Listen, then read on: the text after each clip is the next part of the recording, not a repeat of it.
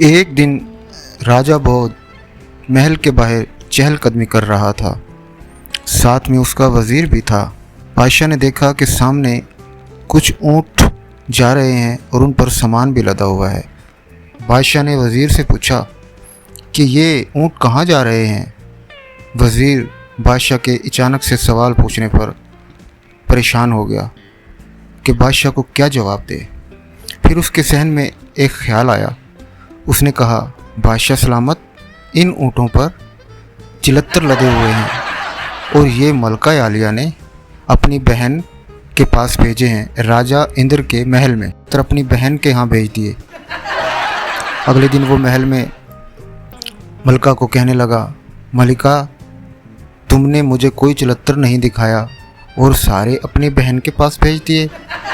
मलका सोचने लगी कि किसी ने बादशाह को उल्लू बना दिया, भला चिलत्तर भी कोई चीज़ देखने की चीज़ है।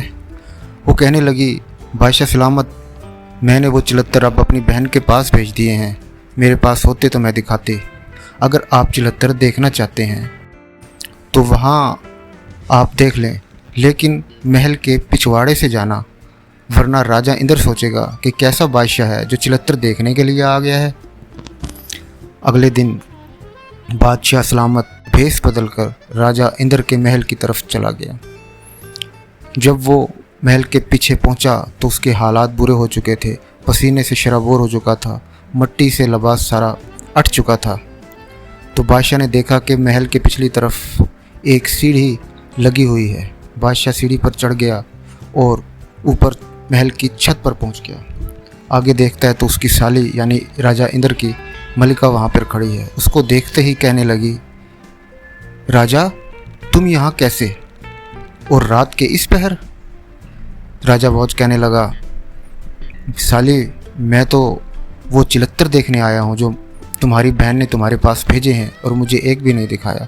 ये बात सुनकर रानी मुस्कुराने लगी और कहने लगी, चिलत्तर भी कोई देखने की चीज़ है।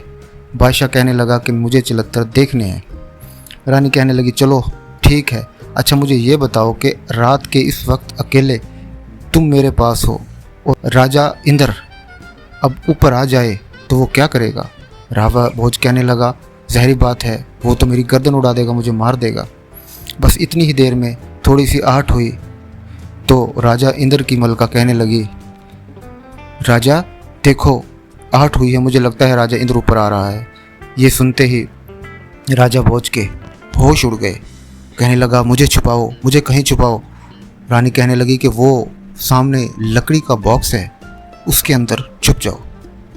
बादशाह भागता हुआ लकड़ी के संदूक में छुप गया। इतनी देर में राजा इंद्र ऊपर आ गया और रानी से कहने लगा, रानी, तुम यहाँ क्या कर रही हो। रानी कहने लगी, राजा, माहौल अच्छा था, मौसम, मैंने सोचा थोड़ी सी ताज़ा हवा ले लूँ। फिर कहने लगी, राजा, अगर वो जो तुम्हारा हमजुल्फ राजा भोज है, अगर वो तुम्हारे महल में आए तो तुम क्या करो।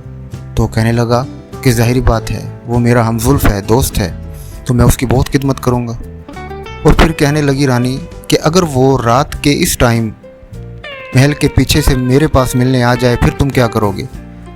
वो कहने लगा कि मैं तो उसका सर कलम कर दूंगा। ये सारी बातें बादशाह संदूक में बैठा अंदर सुन रहा था। राजा इंद्र को कि राजा जी, वो राजा भोज रात को इस टाइम अभी आए हैं और वो उस संदूक में बैठे छुपे हुए। राजा इंद्र को गुस्सा आया और वो तलवार निकाल कर संदूक की तरफ जाने लगा। और बादशाह ने सोचा कि आज ज़िंदगी की आखिरी रात है, आज तो वो मुझे कत्ल कर देगा। इससे पहले कि वो संदूक का दरवाज़ा खोलता, रानी ने एक खिलखिलाकर हंसी और कहने लगी, राजा इंद्र, तुम भी भोले हो, भला वो इतनी बड़ी सल्तनत का मालिक होकर इस संदूक में आके छुपेगा। राजा इंद्र भी हंसने लगा कि वाकई मैं पागल हूँ, भला वो इतना बड़ा बादशाह रात को इस पहर आप हमारे पास कैसे आ सकता है। रानी ने कहा, राजा इंद्र, मेरा दिल चाह रहा है कि एक आरी हो और मैं आरी से उस संदूक को काटूं। राजा कहने लगा, ये तो कोई बड़ी बात नहीं, मैं अभी आरी मंगा लेता हूँ। राजा इंद्र ने आरी मंगाई और दोनों मिलकर उस संदूक को काटने लगे जिसमें वो बादशाह छुपा हुआ था। बादशाह ने जब ये बातें सुनी तो उसने ज़िंदगी की उम्मीद छोड़ दी। थर थर कांपने लगा, पसीने छूट गए क्योंकि ऊपर तो आरी चल रही थी और वो किसी टाइम भी उसके सर पर चल सकती थी। रानी ने जब देखा कि अब आरी बादशाह जो संदूक में कैद है उसके सर पर पहुंचने वाली है, तो अपना हाथ रोक लिया और राजा को बोली, बस राजा जी, अब मेरा दिल नहीं कर रहा। यह बात सुनकर अंदर बादशाह को कुछ सुकून आया। फिर राजा अंदर नीचे महल में चला गया और रानी ऊपर ही रही। जब राजा इंद्र के जाने के बाद रानी ने लकड़ी के संदूक का दरवाज़ा खोला तो अंदर बादशाह के हालात बुरे थे। पसीने में शराबूर, हवाइयाँ उड़ी हुई और चला ना जाए, संदूक से निकला ना जाए, और सब कुछ ही निकल गया उसका संदूक में। रानी ने उसके कपड़े बदलवाए और कहने लगी, ये मैंने तुमको छोटी सी चिलत्तरी दिखाई है, और अगर चिलत्तर देखना है पूरा तो आज की रात रुक जाओ। बादशाह घबराहट में कहने लगा, नहीं नहीं साली जी, मैं नहीं रुक सकता। बस मैंने ये देख लिया, यही बहुत है, मुझे चिलत्तर नहीं देखने, बस मुझे जाना है यहाँ से। रानी उसको रोकती रही लेकिन वो नहीं रुका। बादशाह घोड़े पर बैठकर और अपने मुल्क की तरफ रवाना हो गया और पीछे मुड़ के भी ना देखा। तो दोस्तों, ये थी चिलत्तर की कहानी। कहते हैं कि औरतों में 101 चिलत्तर होता है और मर्दों में 2.5 चिलत्तर, और टाइम पड़ने पर वो भी भूल जाते हैं। तो कैसे लगी आपको मेरी कहानी? अगली कहानी का इंतज़ार कीजिए, जल्द ही आएगी।